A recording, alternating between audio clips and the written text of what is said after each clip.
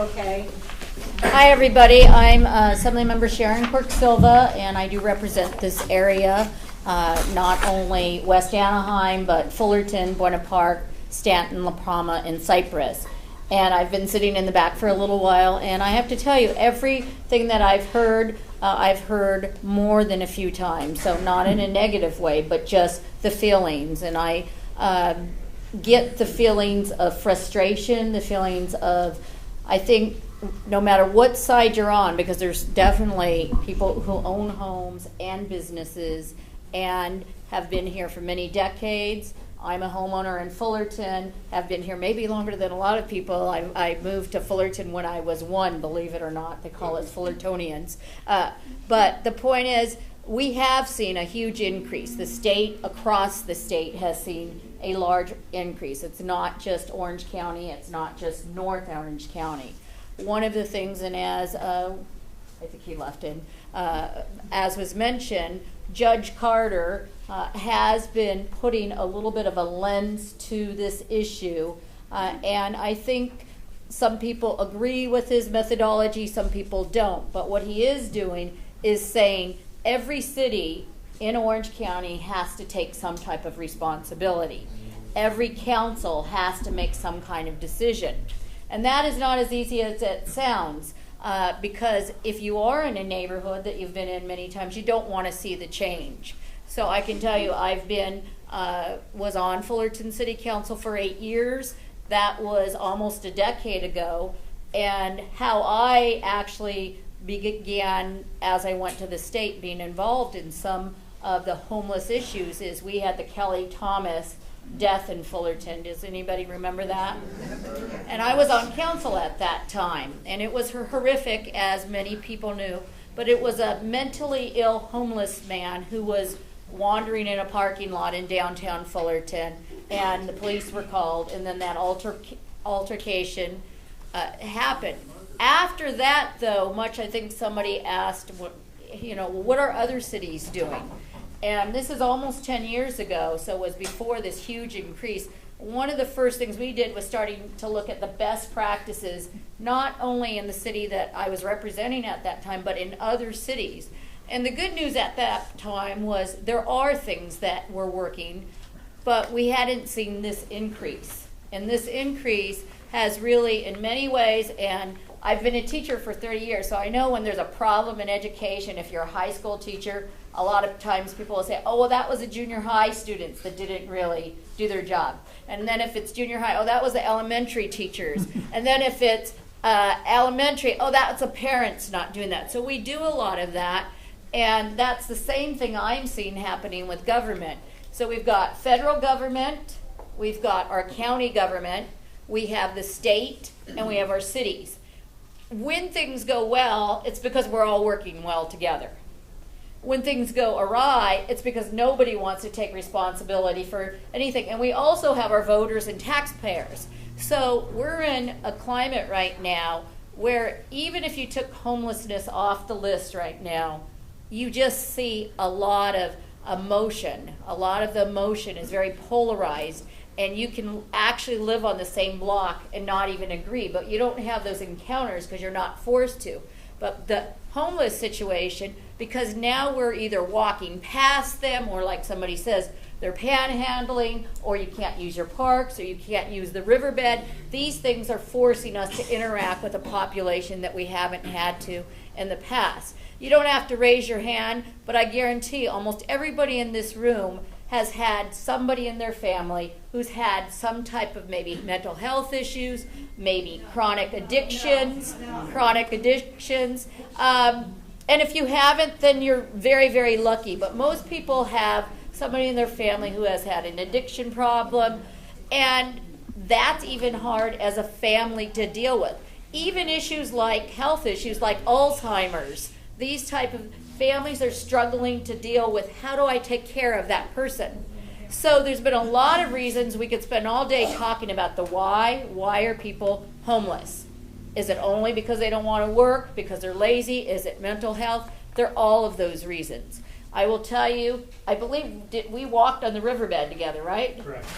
So we actually, with Judge Carter, walked on the riverbed from Fullerton all the way into Anaheim, back on the, I'm sorry, not the riverbed, the railroad tracks. So if you think there was a problem out on the riverbed, it's because you could see it. There's problems where you don't even see it. We walked on the, and Judge Carter is what, about 70 or 65? I don't, but I thought he was joking when he said he was going to walk from Fullerton all the way into Anaheim, and he led the pack. And what his thought is Orange County is a county that we love. Can we all agree on that? Okay. So we love our city, we love our neighborhoods, and we love our community. And his distress, along with many others, is we cannot let this county go the way of a San Francisco, go the way of a Skid Row, and yet in order to do that, there is not one solution. So we can't push people in, we can't push them out. I know Irvine was having to and again, I don't want to throw anybody, if you're from Irvine, I apologize, but Irvine was discussing, okay, where would their plan be? And they said, well, just send them all to San Bernardino. Mm-hmm. Another council said, send them all to Hemet. Okay, that's not going to happen. There's not an island we're sending them to. They're not just going to disappear, as I was going to say. But we also have to know the facts. Right now, the state sends money from the state to the county for mental health services. And we have spent a lot of times looking at how much money is the state sending and what is happening with those dollars. Right now, on the ledger of the county is $250 million from the state that has not been used. Now, if I am good friends with some of the supervisors, so I'm not trying to throw them under the bench, but if you ask them, they will say we have it allotted. And even somebody here mentioned, well, they want to build a mental health, kind of a mental health hospital the way we might have had a few decades ago. And I know they have that idea because I've actually seen the plans. The big problem is it's like in your own house or whatever dwelling you're in. You might say, okay, I want to fix the roof, but then all of a sudden you have car trouble. So they know they want to do this, but they haven't bought the property. They have a place located, but it has not gone through any public, if you want to say, processing. So they very well could have many people who come and say, no, we absolutely, and it's an orange, by the way, so it's not here. But I'm just saying, the point is that they have a plan to use $70 million of that dollars. They haven't used it. They've had 3 years to use it, and now the state, and when we say the state, we're not just talking about like a bunch of people we don't know. The state is made up of 80 legislators on the assembly side and 40 senators that represent the entire state. Other counties have used their money. So Orange County and Los Angeles are the two highest amount of money on the ledger that has not been used. How many of you have heard, if you don't use it, you use it? Well, we are in jeopardy of that. So only a month ago on the state assembly floor, a bill was pushed through, and it's to say counties that aren't using that money, we're going to take that money and we're going to put it into a pot of money. How many of you know what happens when money gets taken? Are we going to see it again? No. So I have to tell you, and it's true, you could look at the tape. I got up and spoke against my colleagues and said, let's take a pause. We know we haven't used that, but there are plans because we need to keep that money in order to at least start getting it to the homeless that have mental health. Now, not all of them have mental health issues. There are some that do. Mark, just let me kind of wrap up the story. So for the moment, we have a pause. You had to have 54 votes for that, and they didn't get it. But I'm very concerned because I believe that bill is going to come up again in August, which is this next month. It's the end of, and I have talked straight to the CEO of the county, Frank Kim, to two other county supervisors, said you can't just have an idea or a plan. It has to be expended. I've talked to Eric Woolery, who is our auditor. So that's one thing just under mental health. The complexity of mental health and homeless, there is a connection. Not all of them. And as was said, there are many touches that need to happen before some of them will finally take the service. As far as where health centers are going to be, they talked about Kramer Bridges. I know that, have any of you heard or seen or know anything about it? A few people. That one is actually, and I've been out all of my, quote, recess, being off from being in Sacramento, I have visited many of these shelters. We are able to work through the budget of the state of California, and I was able to get $5 million for the North Orange County Kramer facility to add an additional 100 beds. So that's in addition to the 200 that you just mentioned. That is going to be brought down. It's already been signed by the governor. So there are things I listen to in the community to say, okay, what is the impact? We know we've got, but those are a shelter type of bed. They're not a permanent housing. And so I know there was a lot of talking. And bottom line, even if everything was working perfectly, Orange County does not have enough beds, period. So if you were to say, okay, we were able to get some of the mental health and the hospital gets built, because somebody was asking about a timeline, yes, some of them would go there. You have emergency shelter, which is the Kramer one in North Orange County, and that is for North Orange County. So you can't bus people up from Irvine and put them up here. That is for North Orange County. There's also armories. There's the Fullerton Armory. Anybody know about the armory? That is a temporary shelter that people can go in at night, about 5 o'clock at night, but they have to leave by 7 in the morning. Or I think it's 6 in the morning. 7 o'clock at night, you have to get out at 5. Okay, 7 o'clock at night. That is where the National Guard does their training, so it's been a joint use. We were able, through the governor, to keep both the armory from Fullerton and the Santa Ana Armory open an additional 90 days while Judge Carter has been working with the cities. That just ran out as of last week, June 15th. So if you are seeing more, part of it is because the people who were staying in the shelter, those are both closed now until probably October. So there are continuous issues. I can tell you there are very good, hard-working people who are working on it. Your public safety officers are the first responders, and I want to give them a real clap right now.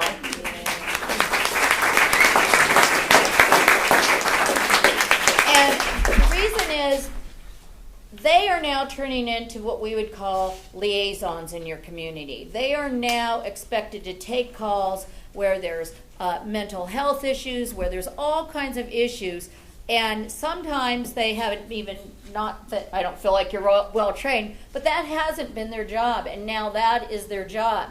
I am hoping that we really start to look very carefully at our public safety, because we have fire and we have police, but I really think we need a in-between that is not just an ambulance, that's actually a well-trained mental health unit that could come out, because like they say, when they're taking calls about homelessness, they're not somewhere else where maybe a crime is being committed.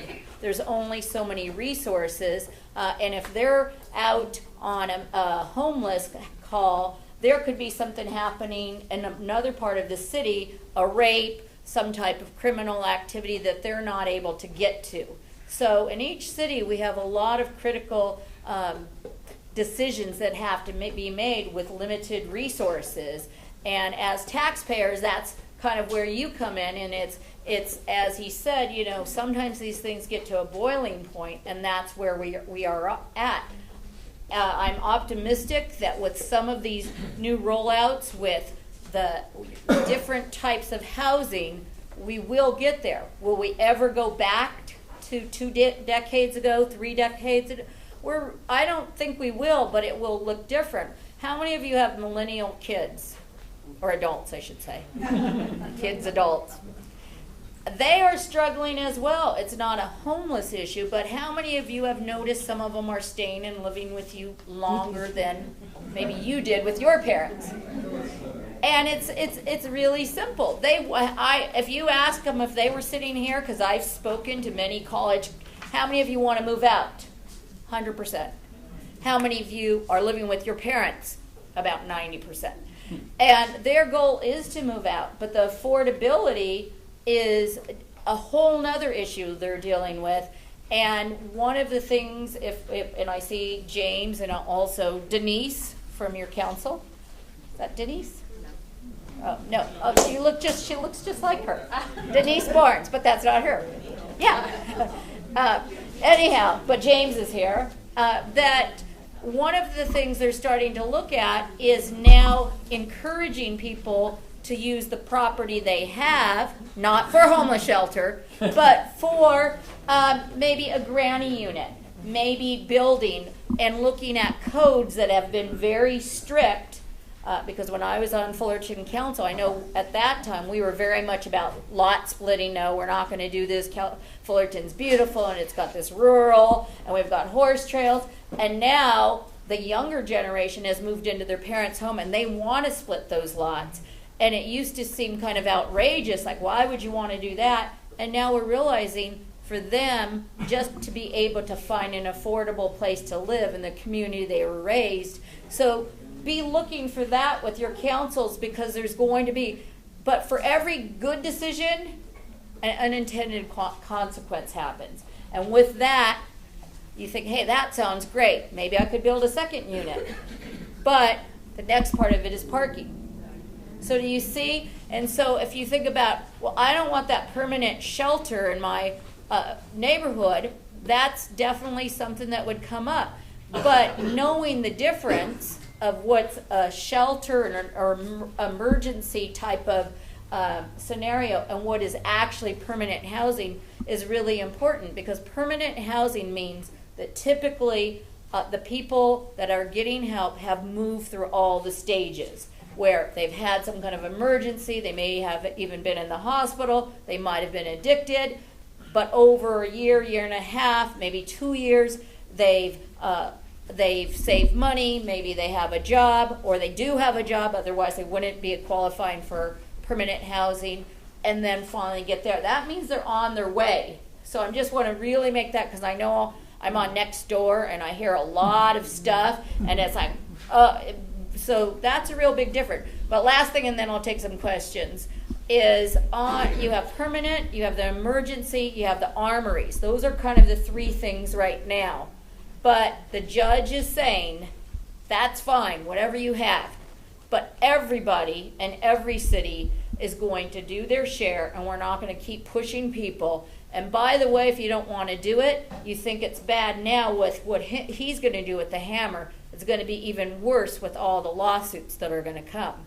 So I'm not here to be a bearer of bad news. I will tell you that the state is working very diligently to bring down funds that cities can use to build. But cities have to aggressively go after those funds.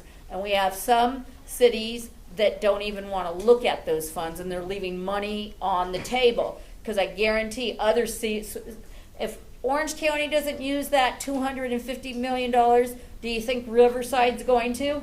Yes. And they are, and they will. And matter of fact, Riverside is one of them on the ledger that's used almost all of their money. So they're sitting there waiting for Orange County to say, we don't want that money. So anyhow, I will take some questions, but I think, am I taking over the meeting? Because I don't want to. Okay. Sharon, what happened systemically that we did not have this situation 20 years ago? Did the feds drop out of, what happened? I think do we have educators here, like teachers or people in education? School boards. School board, well, I know we have school board members. I don't think there's ever one thing. I mean, I know in 2007, 2008, when the economy dropped, of course that pushed a lot of people who had been kind of working the paycheck away. That definitely was, added. But when people are usually one paycheck away from homelessness, a lot of times it's multiple factors. It could be the car that breaks down. It could be a loss of a job. It could be, like you say, the addictions. That really could add to that.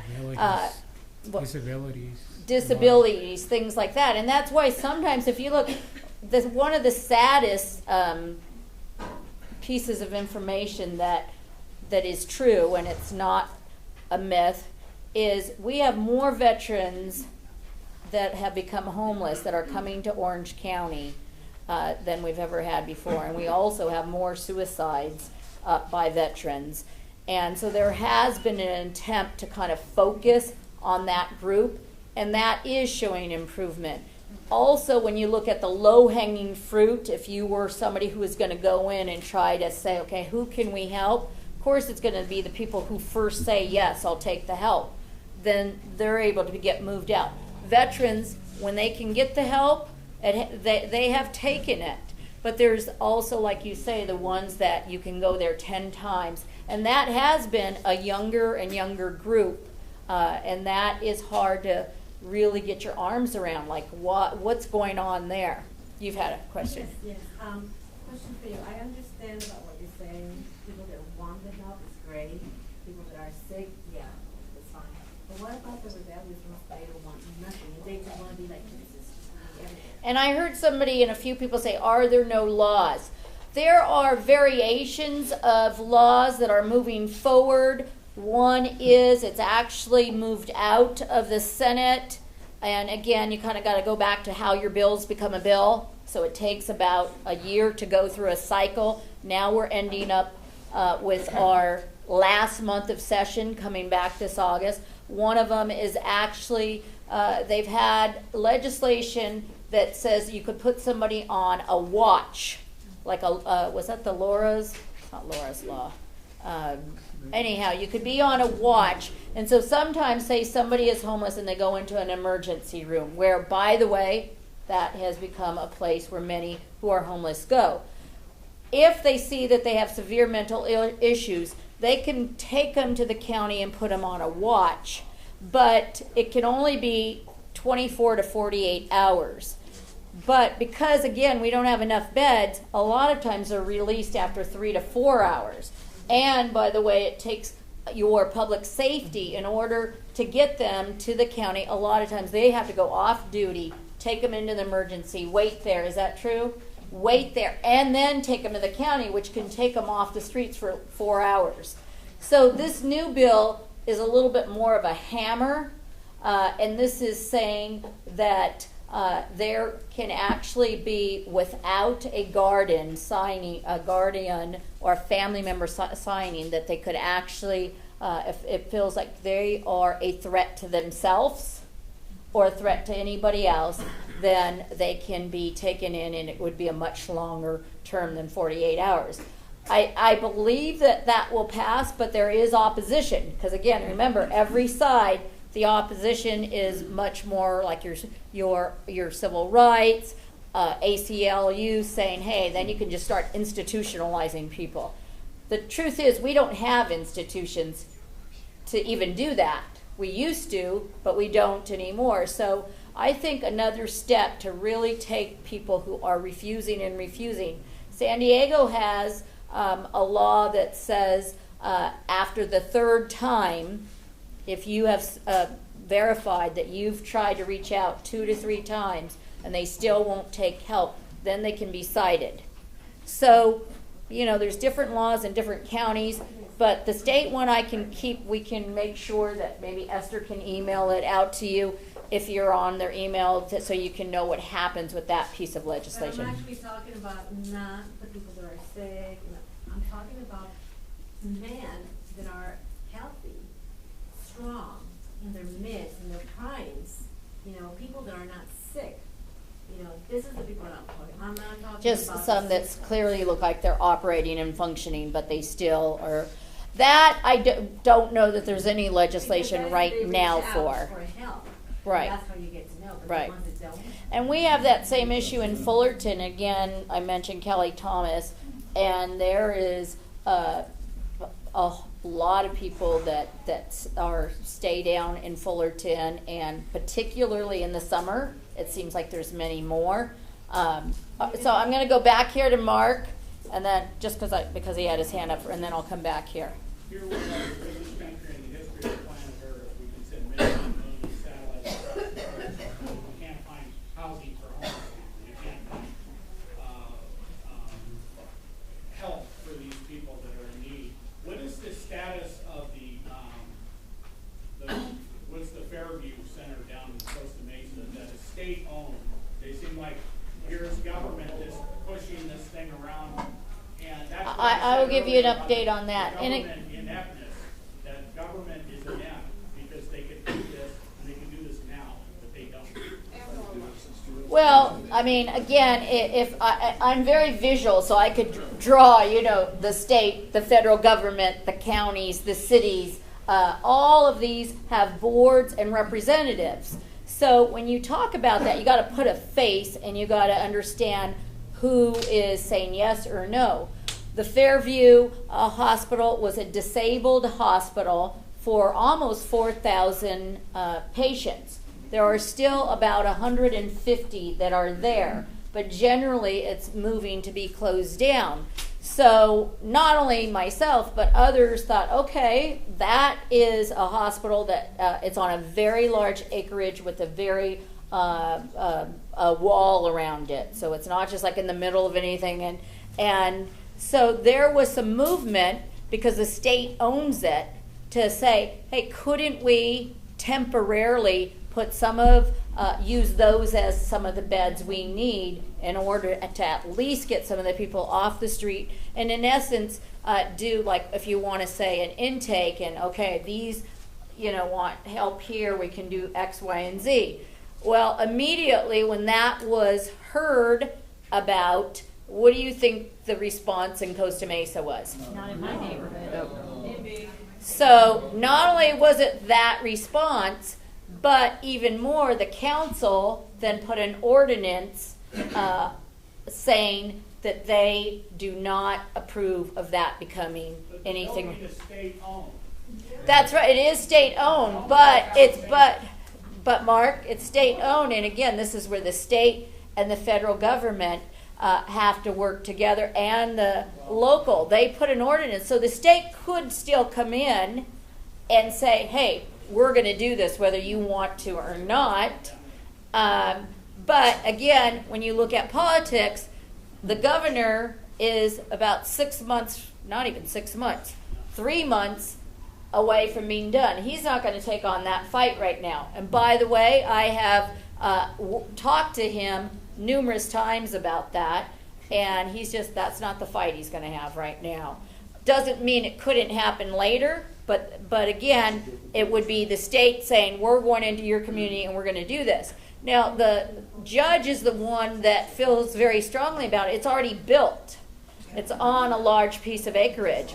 But these are the things that you're working with. You're working within communities, and it would be like if we say, in West Anaheim, we're going to make this the biggest homeless shelter. What would you say?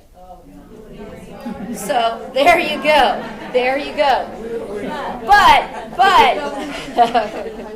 let me, did you have a question?